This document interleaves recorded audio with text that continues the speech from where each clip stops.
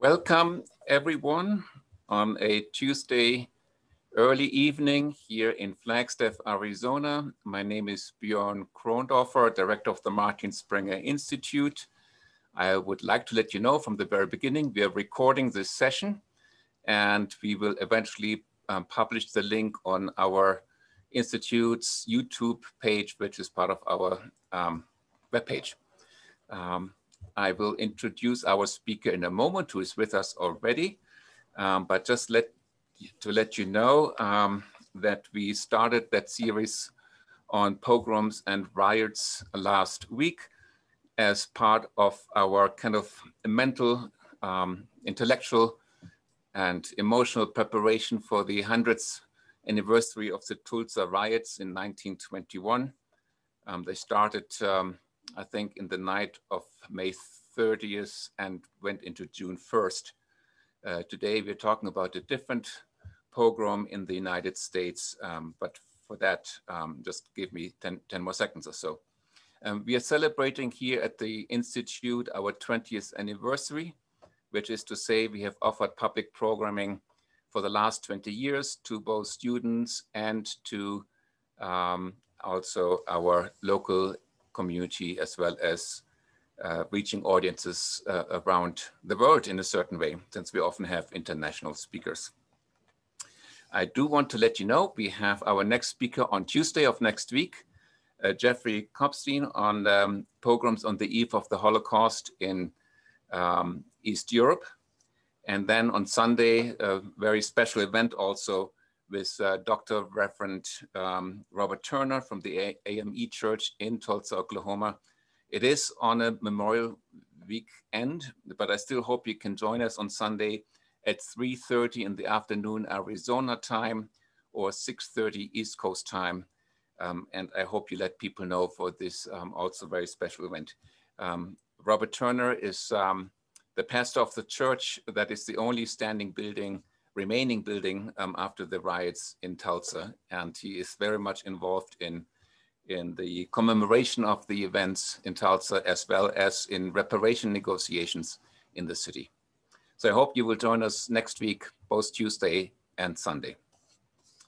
The way how we work, in case you're here for the first time, we have about a 45 to 50-minute conversation with our guest today. And the last 15 to 20 minutes, we opened up to your questions. We encourage you to ask the question directly. You can unmute yourself and ask our speaker directly. We know from experience, some people are more comfortable to simply put their question on chat. And Melissa Cohen, who is my co-host, and I, we will look at the chat and read a question if you post it there to Charles. And then we end about 75 minutes after we have started. Welcome, Charles. Welcome, Charles Lumpkins. It is a pleasure to have you with us. And I thank you very much. You earned a master's in history at the University of Maine. Correct. On the civil rights movement. You also earned a PhD in history from Pennsylvania State University, and you received a master's degree in library sciences. And I believe you worked for a few years in the library before you joined the academic teaching and research side of the university. Yeah. Yes, 20 odd years in the library world. Sometimes. We all regret that we are become older. You won a Ford Foundation Minority Dissertation Fellowship in 1999, and it allowed you to do research in St. Louis, in Washington, in Chicago, and in other places. You also won an award from the Illinois State Historical Society for the book that some of you may have seen in the slideshow that I presented, namely the book on the American Pogrom, the East St. Louis Race Riots and Black Politics, which is kind of the base also of our conversation tonight. And finally, you're very proud of the fact that you actually interrupted your undergraduate education to become and be politically active, particularly to protest the Vietnam War and probably protesting other things before you went back to the university to continue your formal education. That is to say, you're a good teacher, you're a good scholar, you're a good activist, you combine it all. Yes, education in the streets were certainly an eye-opener. And today we actually start immediately with the conversation. Sometimes one of our speakers prefers to first have 15 minutes by him or herself. We decided, Charles and I, that we start directly. Oh, I should reveal like a little secret for those who are in Flagstaff and NAU. We connected finally in person, Charles. You told me that your daughter-in-law is teaching at NAU and is a colleague of mine, which I did not know. And she's with us today on Zoom. Natasha, you can say hi if you'd like to. It's just a very pleasant surprise to make this connection from Pennsylvania to Arizona. Here she is. Small world. Small world, as often. Charles, when I first reached out to you, and that is even before we had any chance to talk to each other, you responded really enthusiastically about my inquiry if you want to become part of that series as one of our speakers. And you said something along the lines that our approach by mixing anti-Jewish pogroms and anti-Black pogroms into one series, that this really speaks to your heart. Since I didn't know you then, I wasn't quite sure what exactly you meant by this until I started reading your book on the East St. Louis anti-Black pogrom. And there on the very first page, you write, and I'm quoting, "I came to view the events in St. Louis in July 1917 as something other than race riots.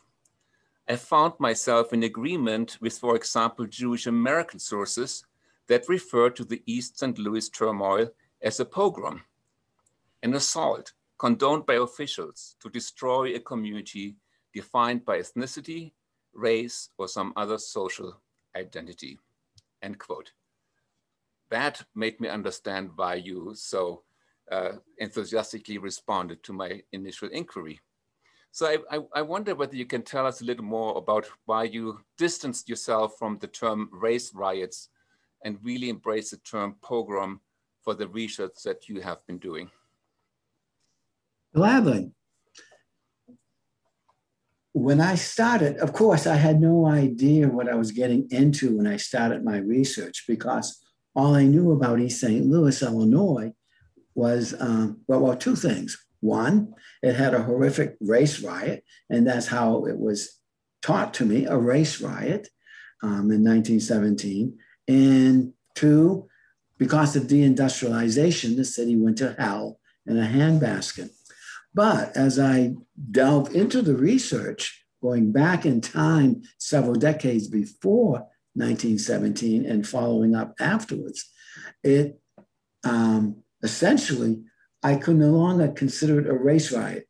Yes, the language of race or the language or the ideology of racism was definitely used by certain individuals, especially the local elites, the politicians and others, to describe the event. But as one of the officials have stated, that by using the term race riot, one doesn't know just by that term who started the riot, who sustained the riots. Blame, if necessary, blame could be assigned to all participants, not necessarily equally, but nonetheless, blame can be assigned to all sides that participated in the race riot. No, sometime around 2000, that's when I began my research, I came to the conclusion that terms like white supremacy and racism, though I do use those terms to especially to quote or to paint the atmosphere of the times or the zeitgeist at that moment in time, personally, I believe that they're nothing more than a language to describe or to cover up or to obfuscate deeper ongoing issues, deeper ongoing questions that have to do with, in this case for East St. Louis, political power, access to resources, who will determine the destiny of a jurisdiction. The thing is that with East St. Louis, African Americans had a presence in that city for several decades before I call it a riot, although, and now and then I will say a pogrom. I use the two terms, not synonymously. I just use the two terms as I go through my conversations, only as word variation. Because I'm sure people were saying pogrom, pogrom, or pogrom. I'm not Russian, so I don't know the exact pronunciation, although my Russian friends who told me either way is fine with them, but of course with them. But anyway, get back to the topic at hand. Yes, we say race, but what is race? There's no scientific definition of race. What is race? Skin variations, hair texture, shape of nose, so on. Those are phenotypes, but there's no genetic foundation to race. The concept of race goes back a long time. We're talking at least to the early modern era as far as the English language is concerned, maybe even earlier. Which basically talks about the descent from a common ancestor. Okay, that's the best we can do. But why don't we use other terms? Variations. That's what we are, variations. I look at the audience here. Come on, variations of skin tones and so on and so forth. There's nothing magical about it. We're not separate species and so on and so forth, even though there are people who try to put that across. So when I'm getting to this, we often hear the topic or the meme that race is a social construct. I say, yes, it's a social, historical, political construct. In the final analysis, it's a political construct. Race, as we know of it today, is really an invention of the early modern era in human history. That doesn't preclude the fact that people were well aware of, call it what you want, ethnocentrism or ethno-chauvinism, hatred of people of another group. That's the human condition, unfortunately. But the notion of race as we know of it today, no. So then that was developing as I was going through my research. Then, of course, I can remember having good friends who were European American, Asian American, Native American, African American, and we got along. So why do people end up tearing at each other's throats? And when you look into many of these activities, yes, the masses, the hoi polloi, the ordinary man, the ordinary woman may become a participant in meting out violence to their targets. It's really who were the ringleaders? Why were the ringleaders organizing and directing things? Now, there are different levels to much of the social violence. There are the opportunists, the people who would just be more than happy to settle old scores with a neighbor or the stranger down the street, to loot one's house or to loot, not one's house, to loot that person's house or to loot and destroy a business. Hey, we saw that recently, haven't we? On and on and on. To those who really have an agenda. And when East St. Louis, and it's true with a number of other activities, not only in the United States, but around the world, there was deliberate attempts to destroy a community. However, that community is defined. Usually we think of it defined as ethnicity or race or nationality or religion. But like my two Russian friends have said to me, a pogrom could be against any group of people. And of course, they say, why? We could make a pogrom against sailors, for example. All it means from the Russian, thunderclap or lightning bolt. Again, that's how they describe it to me. Something sudden, something violent, something that will shatter people's lives. Thank you. Yeah. Okay. Sorry. Interrupt me anytime, folks. I will. I get carried away, as you can see. Now I got permission, I will do so. um, Charles, I should have said this, you're not a historian, you work in the School of Labor Relations and Employment Relations at Pennsylvania State University. However, it would be, I think, helpful for us to put the 1917 East St. Louis riots into some historical context, because there were riots before in American cities and there were riots after. So where do we locate the East St. Louis riots in that spectrum? Just for clarification, I teach history. History is called History of Work in America. That's the official title of my courses.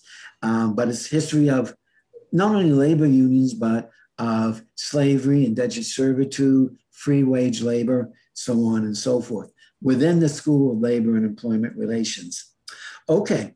The history I should have said this correctly. You're right. You are a historian, but not working in the history department. sometimes I wonder too. But anyway, yeah, the East St. Louis events lie at the intersection of several concurrent ongoing histories. We can look at it. I personally centered African Americans in the discussion of history of East St. Louis and by extension, American history. East St. Louis was an industrial city. So African Americans soon developed a presence in the urban industrial economy of the United States, starting really noticeably in the 1880s, definitely by the 1890s and on. So African Americans became an important fixture in that city's economy, which we did not see until dramatically so until the World War I years, 1914 and 1918, when many African Americans, especially from the South, found employment in urban industrial centers in the northern and Midwestern states. So there's that angle of history. Of course, the obvious is African American history or history of race relations. Now, we have to remember a few things. African Americans did not gain national citizenship until 1868 with the 14th Amendment. So anything that happened before to African Americans before that date, well, first of all, they were vulnerable. They did not have rights of citizenship. Protection from local, county, state, or federal government depended upon really the goodwill of government officials and politicians, folks like that. But after 1868 was a different story. So part of the African-American experience parallel the American experience, namely the expansion of freedoms, personal freedoms, liberty, which is, I usually think of liberty as freedom between the citizen and the government. And that would extend to other groups of people who were left out of the equation.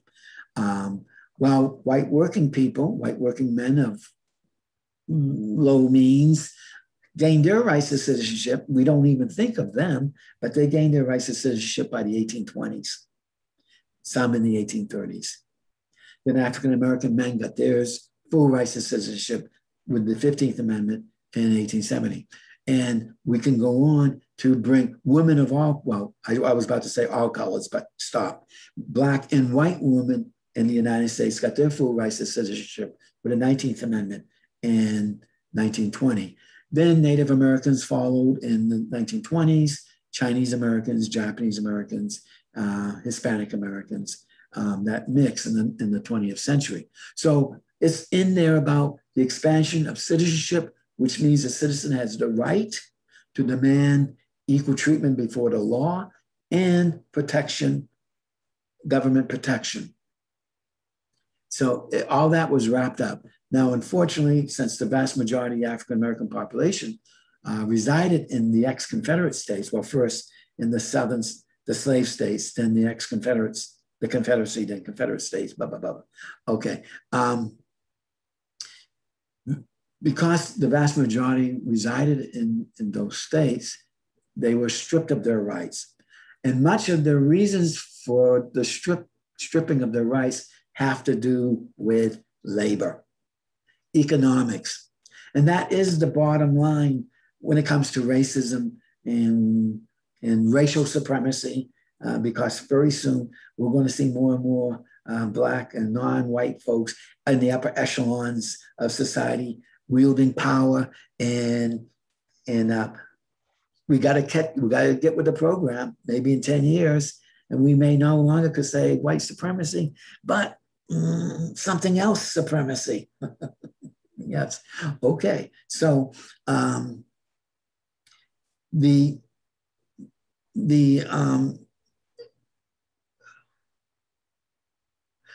okay. So in economics your book, in your book you write that you know, East St. Louis to some extent is overshadowed by the Tulsa pogroms 4 years later, and yet you think 1917 really sent a very strong signal and was really a wake-up call, or a sobering wake-up call, but something that had importance beyond what we usually are aware of or pay attention to.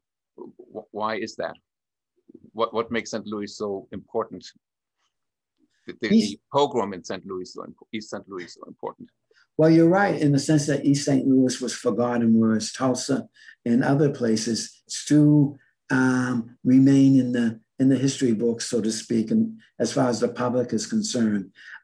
East St. Louis was in some ways an anomaly simply because of this.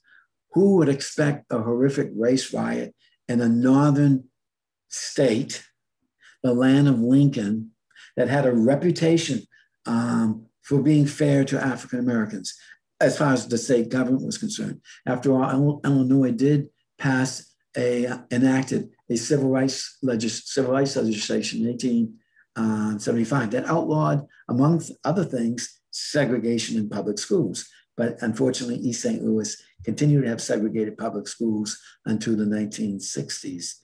For all practical purposes, we could say maybe the schools started to be desegregated in 1950, but the desegregation did not reach its fruition until the 1960s. So it's that the thing about East St. Louis, and what makes it kind of, if not confusing, but exasperating or tough not to crack, is that it's located in southern Illinois. And so it has a Southern culture to it, Southern folkways, especially when it comes to talking about race relations. Okay, it's in a northern state. In Illinois, even though much of Illinois has long been rural and agricultural, industry dominated the state. And East St. Louis became the heavy industrial center of metropolitan St. Louis, Missouri. As some of you know, East St. Louis is across the Mississippi River from St. Louis, Missouri. Just to bring that up. Okay, historically, Missouri was a slave state, and it did practice legalized or constitutional segregation, racial segregation, until, of course, the famous Brown versus Board of Education Supreme Court case that basically declared segregation unconstitutional. But of course, Missouri had to work itself out for so many years after that. So, okay, so the Southern folkways.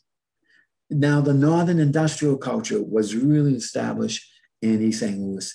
And what does that mean? Industrial relations demand a different set of social interactions than relations that one will find in an agricultural or rural setting. And that meant that working people, I know this may sound like a cliche, but working people often, or wage earners, often united when they share common interests. We see that, various historians, especially those who are interested in interracial labor unions, saw that in the South even, when Black and white workers went out on strike together through like the dock workers in New Orleans or the coal miners in the Birmingham, Alabama district, and on and on and on. Now, this is not to say that it was peachy keen or nirvana or anything like that among working people, black and white. Obviously, there was much antagonisms between black and white workers, but much of that antagonism will come from several things. For example, employers who like to have a divided workforce. A divided workforce meant, at least at that time, let's say from the 1880s into the 1930s, a divided workforce means that workers will not have an easy time uniting to form labor unions. And in the United States, employers aren't exactly keen on labor unions. Okay, let me finish up another strand of thought. East St. Louis is also Midwestern, and a Midwestern culture, broadly speaking, was also present. Since I'm not a Midwesterner, I'm not going to speak to that, except that a number of people whom I interviewed in East St. Louis have brought up these three major intersections, cultural intersections: Northern industrial, Southern rural and agricultural, and Midwestern whatever. Can you before we go back a little bit to the causes, can you sketch for us what actually happened during what was then called the race riot and we would call today a pogrom? Okay. For those who never heard about East St. Louis, what actually took place? In the history books, we normally hear of the East St. Louis race riots of July 2nd and 3rd, 1917. Now, an earlier race riot occurred in May 28th, 29th, same year. And the reason why we know about July and May was forgotten, if not swept under the rug, was that no one was killed in the May events. And there wasn't widespread property damage. Now, one will say, is that a riot or is that a pogrom? Well, to me, it's the political dimension. Yes, people beaten, people sent to the hospital, people killed, property damaged. Those are really dramatic features of riots, pogroms, so on and so forth. But what's the real content of these events? And what I'm arguing in my book is that, yes, we can call it a riot. That doesn't bother me if people continue to call it a riot, because a pogrom on one level is a riot. But not all riots are pogroms. And what made this East St. Louis pogrom, both in May and July, was that there was a political dimension where an attempt was made to turn East St. Louis into a sundown town, or in this case, a sundown city. Sundown towns were very common in much of the Midwest and down into the South. And some of you may have heard of the term. Basically, it comes across very coarse, where there might be a sign that might say, "Nigger, get out of town before sunset." There you go, sundown town. So the idea was no Black person was supposed to be living in that town, let alone working in that town. Of course, not working in that town after sundown or sunset, and definitely not living in that town. In fact, there are 3 small industrial enclaves to the north, 5-10 miles north of East St. Louis, that were sundown towns. They were turned into sundown towns. That did not happen in East St. Louis, but that was the dimension. Now, to put it very bluntly, the folks who wanted to drive African Americans out of East St. Louis got serious. They got very serious in July. If beating up people and roughing them up and breaking windows did not do the trick and send all African Americans scurrying from East St. Louis permanently, then hey, what's wrong with killing a few people? And that's what happened. In fact, in the month of June, there were joyriders, white joyriders, um, who drove through the Black enclaves in East St. Louis, shooting at night, shooting at Black occupied homes and shooting through at windows and things like that. And again, terrorism, intimidation. So now people usually say, well, researchers, and I'm thinking most prominently of Elliot Rudwig, a sociologist by profession. He since passed away. And well, he passed away, I believe, in the 1970s. But nonetheless, he wrote a book about these St. Louis race riots, and that was the title, and published it in 1964. And it's just, much of it was describing what occurred in East St. Louis, not in May, well, a year before the July events, and continuing to July and several months afterward with a congressional committee hearing. Okay, here's another tidbit to answer one of your earlier questions. What makes East St. Louis important to American history?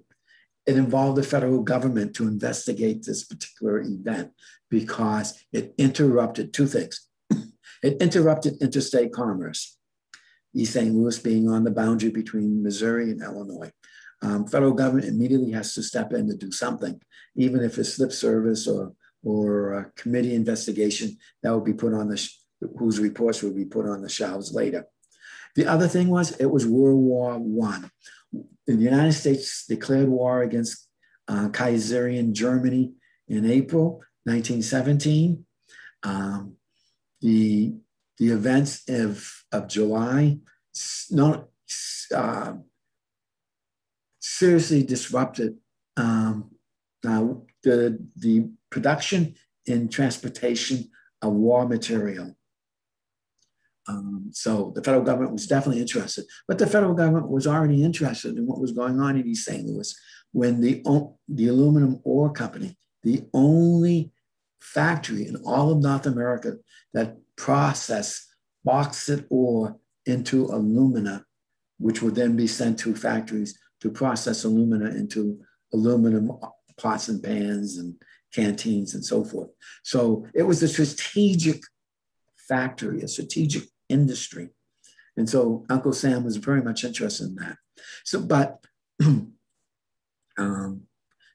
anyway, usually people say it was the influx of Black Southern migrants into the city that heightened fears of being overwhelmed by a Black tidal wave. And some of them, the popular stereotypes, oh, they're committing crime. Oh, they're raping white women. Oh, they're just being loud and obnoxious and so on and so forth.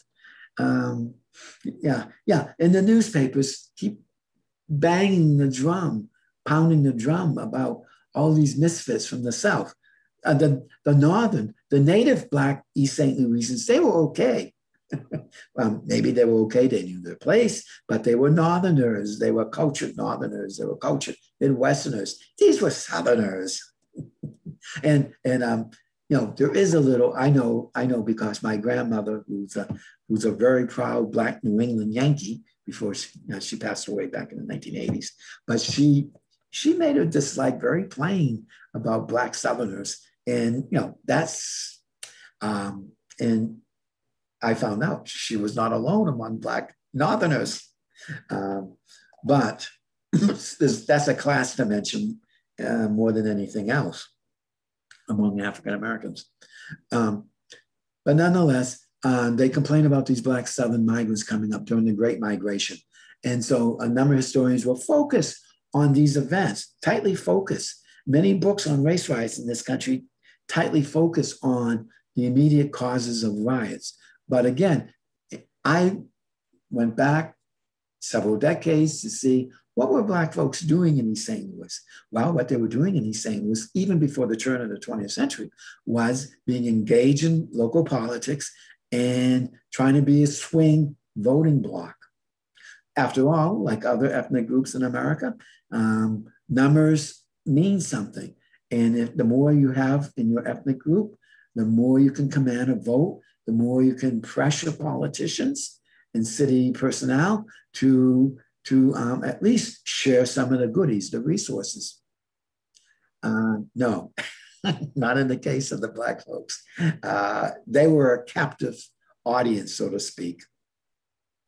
And that's really the Southern culture speaking now. After all, the South by this time, definitely by the beginning of World War I, was thoroughly segregated. Although, yes, there are cracks in the walls separating Black folks from white folks. Nonetheless, compared to the North, it was pretty much solid.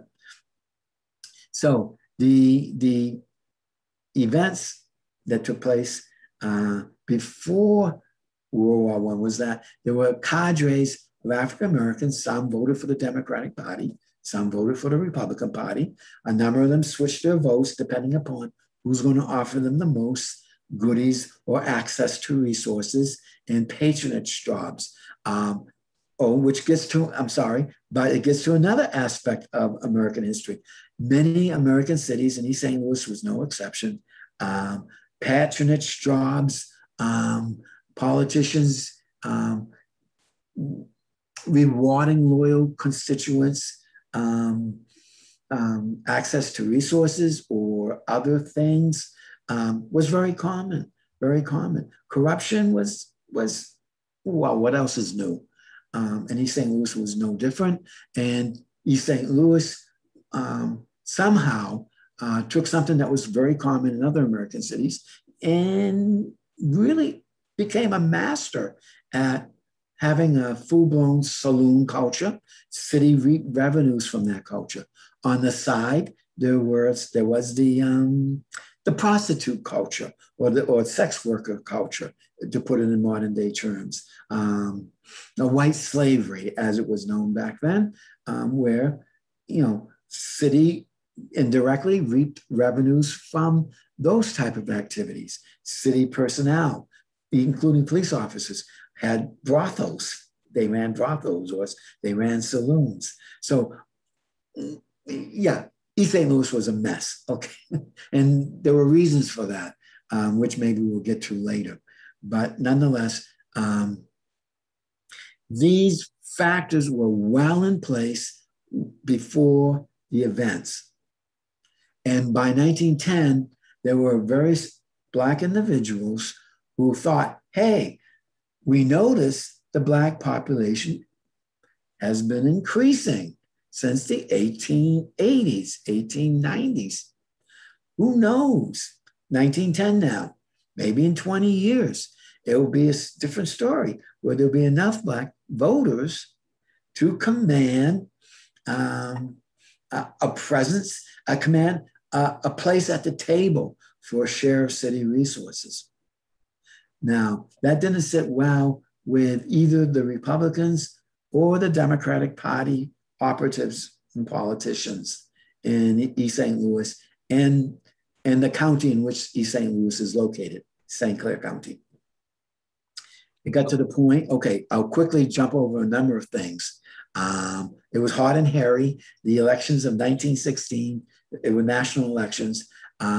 It's not only in East St. Louis, but Southern Illinois generally. And I've been told in other places where African Americans were arriving in the North and Midwest in large numbers, that in this case, it will be the accusation. The Democratic Party accused the Republicans of colonizing Black voters in various locales. After all, down South, if Black folks had a chance to vote, they will vote Republican, the party of Abraham Lincoln. But in East St. Louis, there was already a tradition among Black voters. Vote Democratic when they promise you something, and if they don't, turn around and vote Republican. And because they'll promise you something. And if they don't do it, back and forth. Swing vote, swing vote. And some of the city leaders were getting tired of that. And when a coalition of Black, Democratic, and Republican community leaders, politicians, operatives demanded from City Hall, which was run by the Democratic Party at that time, demanded, hey, we're fulfill the promises. that you announced. Where's the money to pay those folks who were working the polls or who were gathering people and bringing them to the voting booths? No, where's the money? Well, it turned out that it didn't sit well, and there were other political machinations that were going on at the same time, but that led to what happened in May. Now, what made July horrible was that there were two police officers. They were basically plainclothes policemen. They and four other white men got into a vehicle to drive into the predominantly Black neighborhood of Denver side in the southern section of East St. Louis, because people called into the police station saying, "Oh, the Black folks, they're gathering at a church, ringing a church bell. Please see what they're up to." Never mind. I thought of a joke, but I won't say it now. Okay. There were already rumors afloat for a good 6 months that Black folks were organizing their own militia groups, self-defense groups, whatever, doing military drills out in the backyards or in a local park in the Black district, so on and so forth. So in the newspaper was already talking about, will Black folks start to will initiate a riot to kill white people, to massacre white people. So it was like a flip of the narrative that most Americans, even at that time, normally consider normally considered as not news. Usually the news is white rioters will invade Black neighborhoods. Very rarely, in fact, I'm trying to rack my brains to think, whenever was it ever the other way around? And I can't recall an instance where Black rioters or Black folks who want to beat in or kill white folks en masse invaded white neighborhoods. No, I don't recall any of that. But the other way around was common. So I guess to an East St. Louisan to read something like that, white East St. Louisans, would seem very strange, and they'll begin to wonder. After all, there already been treated two stories of Black gunmen, shooting white folks, shooting Black folks, Black rapists, and so on and so forth. So the city was jittery even before May, became more jittery after May, and the police tried to disarm Black townspeople, but there was a delegation of Black folks who went to the city government and demanded that their guns be returned. I don't know if their guns were returned, but stories abound where Black folks went across the river to St. Louis and brought back across the river firearms and so forth. There was one story where when I interviewed people, they told me this story as well, reading about it in the literature. In later newspaper articles. And that was a very light complexion African-American who could pass for white, worked for a mortician, drove the hearse across the river to St. Louis, brought back guns. The police stopped the hearse at a checkpoint when the car came off the bridge into East St. Louis, but discovering or noticing that the driver looked like a white man, they said, "Okay, go ahead." So, yeah. Never mind. I was thinking of another thing. So they're clearly there are economic interests, there are political power interests, and their fears, their anxieties. Then rumors start and happen, and rumors are often the moment when something gets lit on fire, and then suddenly turns into what then becomes called a racial pogrom, namely the Black people are targeted in these violent conflagrations during this time. Who were the perpetrators? Who were the bystanders? Okay, that's a very good question. Very good question. The names, important names were not mentioned, like who were the folks who retrieved that police car that was riddled with bullets on the night of July 1st. You know, those 6 white men went into that black neighborhood. They ran up against a black militia group. They didn't know who these guys were.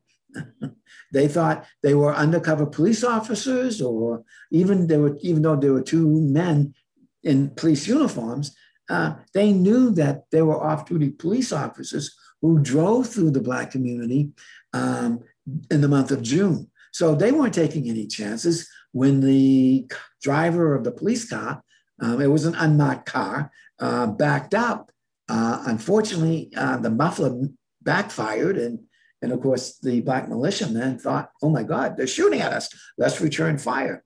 Now, and of course, the 2 plainclothes detectives were killed. Well, actually, one was killed immediately. The other died hours later in the hospital. All but one of the 6 were wounded. That one that wasn't wounded was a reporter, and he was a sensationalist with his reporting. But excuse me, anyway. Yeah, rumors, but this rumor was backed up by the fact that someone or a group of people retrieved that police car that was soaked in blood and had bullet holes and put it in front of City Hall which was in the center of town, very busy area, and started talking about what happened. And that got people upset. People were already pumped up already with rumors of black militias and black wanted to kill whites and this and that. And so, you know, is this the first salvo? And there were ringleaders. Now, some names were mentioned much later in the congressional hearings as to who were the ringleaders. But the ringleaders, for the most part, were able to gather, to call people to a meeting that day on the second, Monday the 2nd, to talk about what should we do? What should we do about these upstarts? You know, because the black natives of East St. Louis, they were okay, but these black Southerners, we can't deal with them. They're another culture altogether. And some of these folks were white Southern migrants. We forget that there was an equally large migration of white Southerners to northern and Midwestern industrial cities.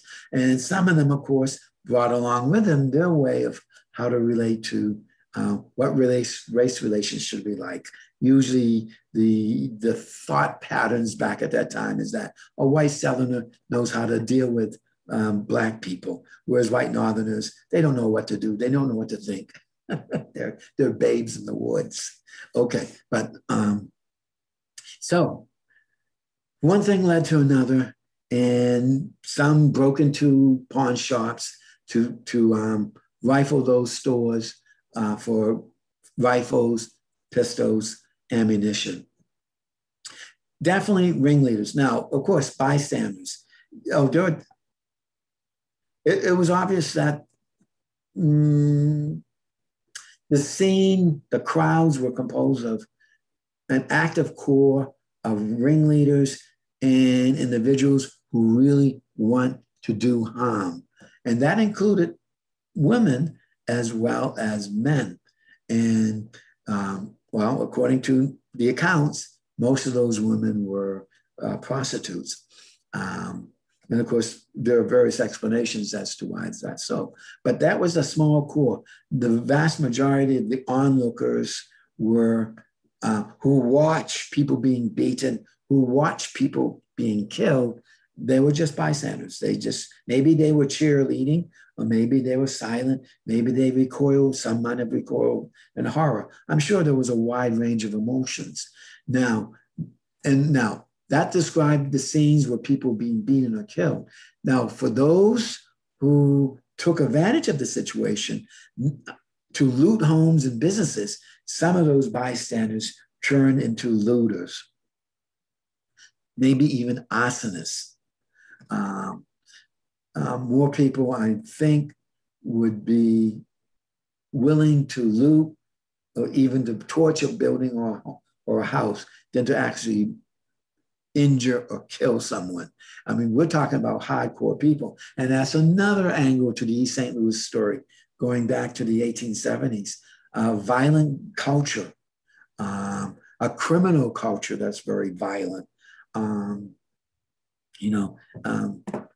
That even reached into City Hall, this type of violence. So a number of things, it was like a perfect storm in some ways. There are many scholars who look at pogroms who say that looting and plundering is not the prime motivation of pogroms. It is a byproduct, and people seize the opportunity to do so. But the cause and the unfolding of a pogrom is not personal enrichment. It just happens in the wake of a pogrom.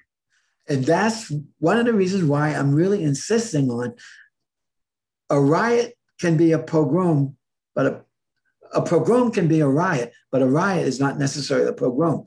I hate to use the analogy. Think of an onion, think of layers. And we're talking about layers here. And like I said, there were a core cadre of people who were willing to kill. And their objective was very political. Stop the drive for Black political independence. And some of them want to go one step further. Get rid of the African Americans, get rid of East St. Louis, cleanse East St. Louis of African Americans. They were in the driver's seat. All the others, bystanders, looters, arsonists, they were there for the effect. They were there for the show. I hate to sound callous, but reading the material, the hearings of the congressional committee and the testimonies, reading the newspapers, yes, you can't help but to pick up on the callousness of the people, no matter what level they were at. Now, there were bystanders who stood out by trying to help Black folks, protecting them, and being told, don't help that person, don't help that nigger, get rid of that person, the white person that's helping. Otherwise, we will kill you too. So there was a deliberate effort and to really drive the point home by certain interests that we don't want you here. We don't want Black folks here. There were other white folks in the city. I wish I brought that up more in the book, who helped their Black neighbors or their Black friends, sheltered them in their own homes at the risk of being discovered and being beaten up or see their own homes get torched. It was a real factor of terrorism, intimidation on the part of the ringleaders and their operatives. Others went with the flow, but the idea was to destroy the community and the Black community. And that was at the core center of the pogrom. And that's what makes it a pogrom. It's not like a riot where people go out, burn, loot, beat up some people, kill some people, but that's it. They want to work off steam. They want to work off their anger. They want to settle old scores. No, this went well beyond that. It went well beyond that. Did the white instigators, the white mob, succeed? I mean, did they indeed destroy the community in East St. Louis? They destroyed one particular area of East St. Louis, literally destroyed it, where African Americans resided, but they weren't in a majority in the west side of town, that is between downtown and the Mississippi River. There were two other Black enclaves, one in Goose Hill on the north side of the city and Denver side, the south side of the city. Denver side was a much larger community. But in those two enclaves, well, the north side and Denver side, they were armed. It was the use of firearms that protected the Black folks, protected themselves with firearms. When they realized the police were not going to protect them in July, the police protected many Black folks in May, but not in July. So when African Americans realized that, out came the guns. And of course, rumors abound that, well, some people say more white folks were killed than Black folks, but the official record is 49 people were killed, 38 or 39 Black men, women, and children, and 9 white men. But most residents poo-pooed that and said, oh no, more than that were killed, white and Black, but mostly Blacks were killed. Because many of the Black victims were either isolated, they were isolated individuals, or they were in very small groups when the mobs descended upon those individuals or small groups of African Americans. And many of the, I believe many of the victims were killed early in the afternoon of July 2nd, Monday, July 2nd. It was like a surprise for these African Americans who were caught in the downtown district. Did the Black community recover, and how so? And what is the memory of these events, maybe even today? Okay. In the Yes. African American community. Yes, that's one of the things about East St. Louis. It's an iconic city in African American history. Don't ask me why, but it is. You know, for those of you who are into jazz, by the way, Miles Davis rings a bell. Yeah, okay, but that's another story. And I mean, the city, as far as the African American community is concerned, it has produced a number of notables over the years, or some notables went to and moved to East St. Louis, like the famous choreographer, dancer, Catherine Dunham. So, okay, the answer to your question, yes, the Black community recovered rather quickly because Denver side was not destroyed because the Black folks there had firearms. The Black folks who lived in the West Side were destroyed. Their homes, many were injured, killed, and many more were driven out. At least 7,000 individuals, according to the newspaper account, at least 7,000 left the city. How many returned? I have no idea. But the census of 1920, when I compare the census of 1910 and 1920, if I only found the city directory of 1917, I would have a more accurate figure of population.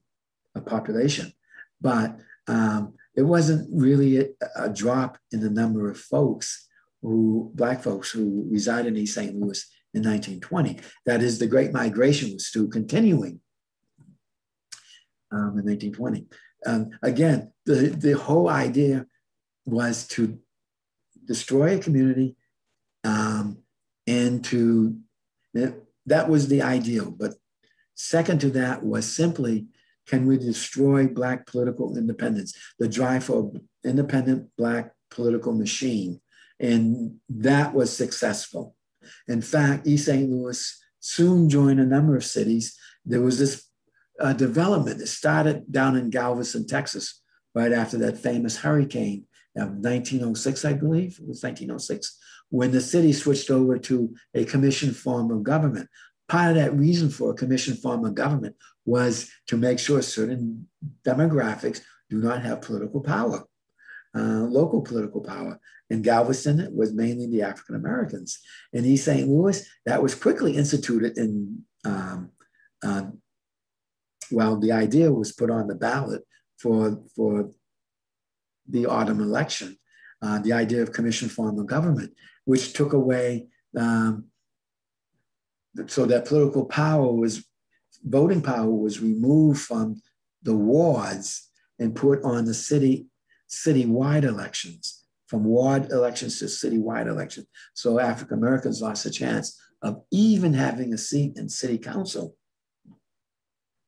Well, the manipulation and restriction of voter rights is not just history as we know it, continues until today. I do have one or two more questions, but I also want to first open it up to people who like to ask you or make a comment that you can respond to. Yeah. I'm sorry, folks. I don't have a prepared script or anything like that. No, you're doing fine. Do we I just have love what I'm talking about. Do we have some questions or comments? I say Wolf. Oh, wait, there's something. Missouri across the river had Jim Crow laws and very few Black voters. Illinois, of course, did not have those laws. It sounds like Black voter participation in East St. Louis was very high. Is that correct? Yes. Yes. The Black population in St. Louis, Missouri, was larger than in East St. Louis. But of course, the Jim Crow laws really affected Black voter participation in Missouri, including St. Louis. But there's another dimension, namely, proportionally speaking, the Black population in East St. Louis was larger than the Black population in St. Louis, proportionally speaking. So that affected things. Okay, Wolf, I say Wolf. Yeah, hi, Charles, if I may. So yeah, Charles or Charlie, either one. So first of all, I want to say I applaud you for the book. I teach your books since 2010. Thank you. I'm a German historian at the University of Southern California, and I'm a specialist in comparative genocide and Holocaust studies. But I teach a class on pogroms and riots in world history, and that's where you come in with your fine book. And I especially kind of emphasize your book because you pay so much attention to the political kind of sphere, which is usually left out in other accounts. My question to you today, actually I have several questions, but one question is, why do you think East St. Louis, which was a similar brutal assault like Tulsa and many other kind of cities, why is East St. Louis not well known in the broader public? And the second, which is kind of a little bit a generalization of this question, why are these kind of massacres against the African Americans not really known? And all the focus is on the lynchings. That's what I. If you think about the number of African Americans killed in these pogroms and riots, you come probably to a number which is equal or maybe even larger than lynchings. Yes. And so these are my two questions. Excellent questions, and I thank you for those questions. And they are challenging because I don't have a boilerplate answer. I can give you some ideas. Okay, given the tenor of the newspapers right after the July pogrom, a number of newspaper accounts lamented about the riots that took place in East St. Louis. Why did it happen in a northern industrial city? That's unheard of. We don't want to think about it. Or it happened in the land of Lincoln, Illinois, the great emancipator. How can that be? So there was that thought among some folks, let's forget about it. The other thing is this, as I carried my research up to basically 1950, there were moments that I found in the newspapers, the local newspapers, where someone is quoted in the newspaper reminding Black East St. Louisans, hey, remember what happened in 1917? Be good. Don't rock the boat. Don't push it. So the idea was, we're going to hold this in front of you. So if you don't mend your ways, we're going to remind you. And there might be a repeat of this again. And that type of threats were carried up into the World War II years. But of course, times changed by then. A tendency for numerous people, they want to forget. And again, what happened was East St. Louis became a very segregated city after, residentially segregated after July 1917. Before, there were mixed race neighborhoods in East St. Louis. The Pogrom put an end to that. The real estate exchange, which is an organization of powerful realtors, businessmen who were also politicians. They wanted that to happen. In fact, and I seen that happen with riots in the 1960s, in the aftermath of riots in the 1960s, and even in this century, that riot-torn areas, if they're on prime real estate, they will be developed. And that's what happened. The West Side was prime real estate. And hey, we got rid of those slum dwellers so we can fix it up and blah, blah, blah. So, but the tendency was basically, yeah, something bad happened. There were bad people on both sides. There were bad individuals who provoked white townspeople, Black townspeople into a frenzy. And it's a shame, but now things are back to normal, and let's move on. The city, we have a prosperous city, an industrial city, a city that was industrializing. There was a saying that was very popular among East St. Louisans, Black and white. If you can't get a job in East St. Louis, then you can't get a job anywhere else. Jobs were there, I mean, the idea was that there were plenty of jobs. I'm sure not everyone got a job, but the idea, it was jobs were there to be obtained. So, okay, and there's another thing too. Americans, well, I don't have the quote in front of me, but Malcolm X gave a speech late 1964 or very early 1965, where he talked about the Harlem Race Riot of 1964, in the summer of 1964. But he said, this was not a race riot. This was a pogrom. Now, he said, Americans don't want to hear that. I mean, first of all, how many Americans could pronounce the word? I think he said that, but he went on to say it was a pogrom. It was city officials and city police commissioners who wanted to teach Black activists, in particular, Black community activists, which would include Malcolm X. But I think he was out of the city at the time when that happened. But to teach them a lesson, and if we could knock a few skulls, crack a few skulls, maybe kill a few people, fine. And that's what Malcolm X was getting across at that time. So to say a race riot, well, who's responsible for a race riot? You know, if you talk about the 1960s, the image would be Black folks on the streets rioting. Definitely before the 1930s, it will be white folks rioting. So race riot, you have to know the historical context. It's obfuscation. To be honest with you, obfuscation as far as how language is used, and I know some of my fellow African Americans criticize me for using the word pogrom because it removes the word race. Oh, okay, and I know two historians who said, don't use that word. You're going to irritate the Jewish historians because, they're the ones who experienced pogroms. They're the ones who brought the term into the English language, at least here in the United States. It's their history, yada, yada, yada. And I'm saying to myself, oh, okay, too bad for everyone involved who think like this. I believe in teaching history. No holds barred, no sugarcoating.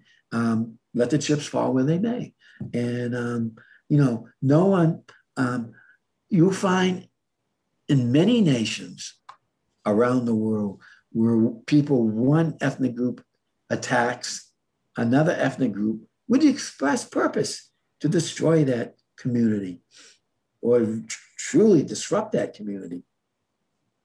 So yeah, and we've seen it with on a large scale, really, not only with the Holocaust of World War II, which deserves its own term, Holocaust, but they were pogroms in a sense, as well as we can think of other things like Bosnia-Herzegovina, Rwanda, so on and so forth.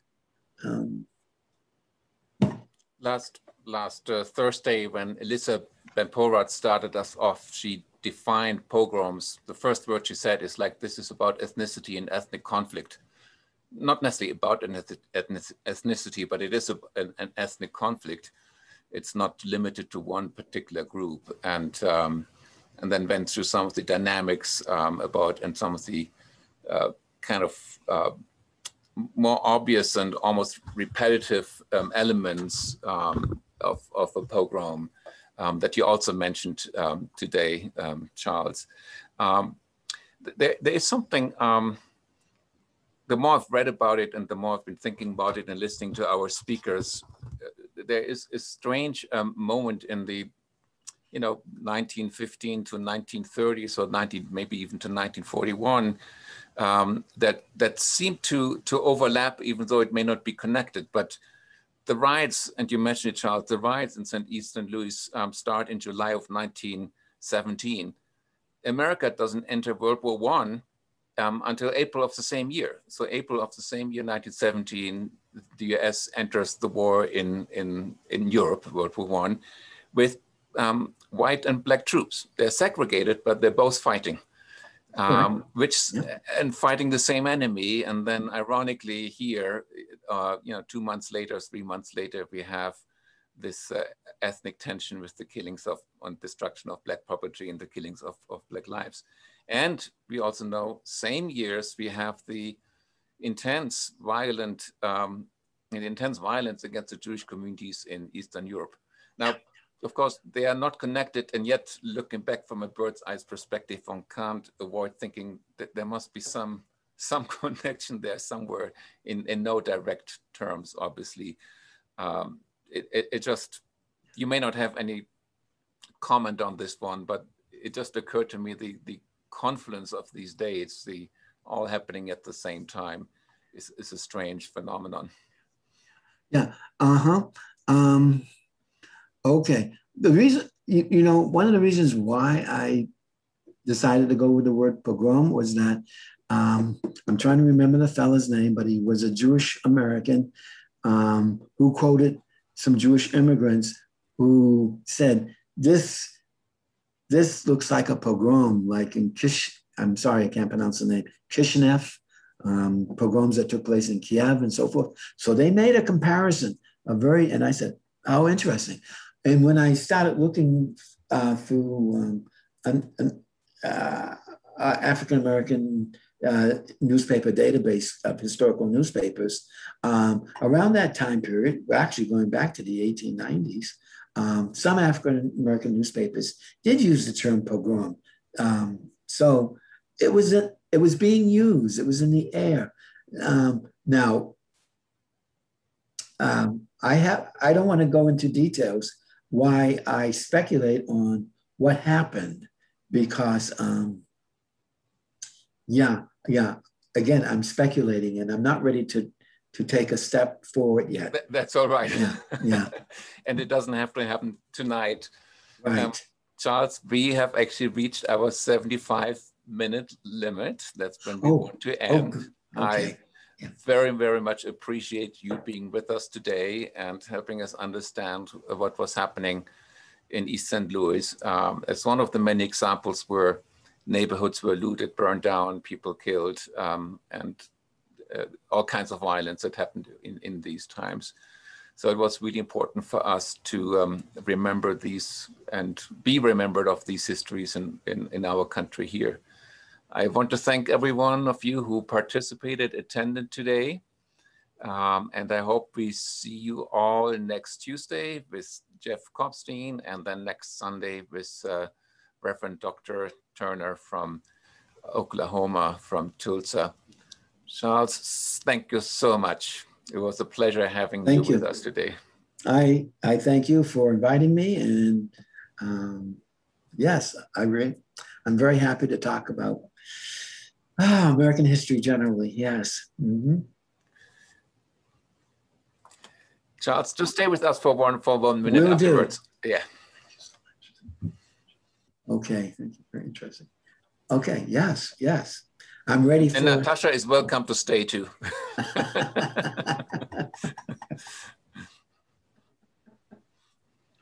I'm here, but my camera wasn't working this evening, and I didn't want to get out and start over because then the whole meeting might have ended. So sorry. Yeah, I'm glad you didn't. It's all right, Melissa. We hear you. Yeah. Yeah, Charles, we always like to have just spend a minute or so with our speaker. My pleasure. My pleasure. To let you know how much we appreciate your participation and your presence and your knowledge that you shared with us. And I'm glad I found you. Thank you. And I didn't want to say to everyone, but I do wish you a good transition into retirement. Thank you. Yes, I'll be finding things to do. Yes, I bet you will. Okay, I don't know what yet, but I'll find them. Okay.